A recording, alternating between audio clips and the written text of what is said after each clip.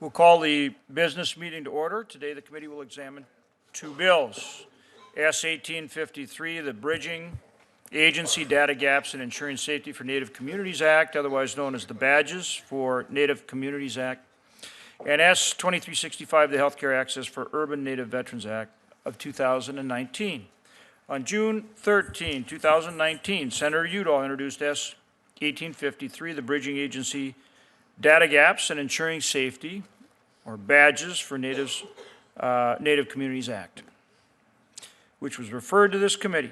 Senator Cortez Masto, McSally, Murkowski, Smith, and Tester are original co-sponsors. The committee held a legislative hearing on S.1853 on June 19, 2019, at which the Department of Justice and the Department of the Interior provided testimony. Congress has attempted to increase interagency coordination between federal, state, tribal, and local law enforcement agencies over the past several decades. Among the other things, the Badges for Native Communities Act addresses this issue by seeking to consolidate and streamline fragmented case information and data systems when certain crimes are committed in Indian country. This bill will address statutory barriers and codify tribal and administration initiatives that are improving the efficiency of data sharing between law enforcement agencies, especially in the context of missing and murdered Indigenous persons cases. S.1853 will require the Attorney General to have cases involving missing persons and unidentified remains automatically entered into the National Missing and Unidentified Persons System, NAMUS, a federal database that allows law enforcement, medical professionals, and the public to collaborate on solving missing, murdered, and unidentified persons cases. The bill will codify the Department of Justice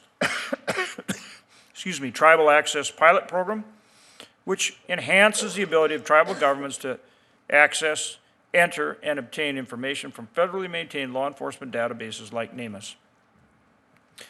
S.1853 also directs the Comptroller General to review the Bureau of Indian Affairs and Federal Bureau of Investigation evidence collection practices for cases originating in Indian country.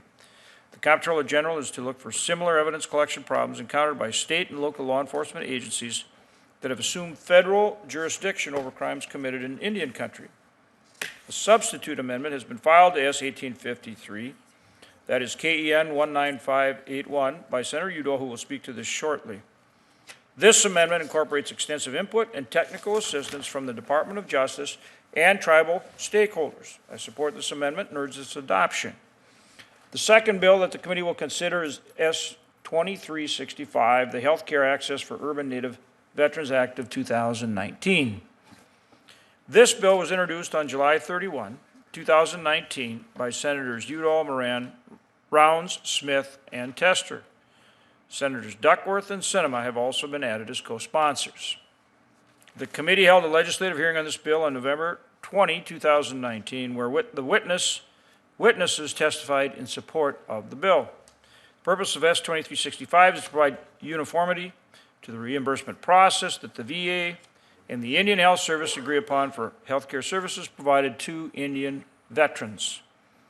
Currently, there are 34 urban Indian organizations in 19 states across the country. These organizations provide healthcare services to an estimated 150,000 patients per year. The Indian Health Service provides funding to The Indian Health Service provides funding to tribally operated facilities and urban Indian organizations to provide services to American Indian and Alaska Natives. Section 405 of the Indian Healthcare Improvement Act requires the VA to reimburse the Indian Health Service, Indian tribes, and tribal organizations, excluding urban Indian organizations, for services provided to eligible Indian veterans receiving VA-authorized health care at one of the three named facilities. S.2365 amends Section 405 of the Indian Healthcare Improvement Act to explicitly reference urban Indian organizations to be eligible for reimbursement from the VA for authorized healthcare services provided through an urban Indian provider for eligible Indian veterans. By these organizations being added, parity is provided with the other organizations receiving approved reimbursements. And so now I will turn to Vice Chairman Udall for his opening statement. Thank you,